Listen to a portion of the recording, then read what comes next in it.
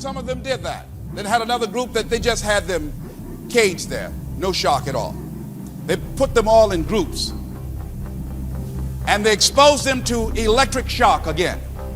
The ones who had no means of escape, who had exposed themselves to that shock again and again and again, even though they had a wall in front of them that they were physically capable of jumping over and getting out, they laid down in despair. They didn't even attempt to get out with the electric shocks hitting them again and again and again. They just laid there.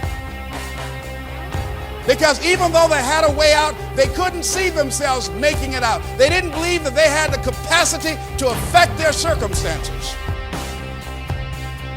How many best-selling books were almost written, or movies were almost made, or relationships almost started? How many businesses almost got up and running, but instead of taking that right, instead of pivoting into the yes, we talked ourselves into the no? It really is an amazing question to ask yourself. You know, is it worth it? Right? Life is so short. You know, if regret is the enemy, and man, I think it is. Anyone who listens to me, you know that's my deal. Like, regret minimization is one of the most important things I try and live by. You know, why wouldn't you take that risk? You're always one decision away from a totally different life. Now, this happens to be one of my statements, but I have said often, just because you're struggling doesn't mean that you're failing. I think sometimes people equate struggling with failure. It's not. It isn't even close. In fact, if you're struggling, it tells me that you're still in the game.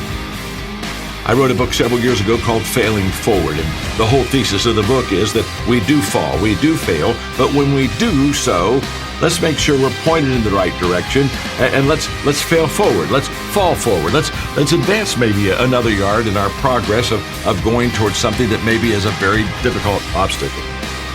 You see, if I'm struggling, what that means is I'm still in the game.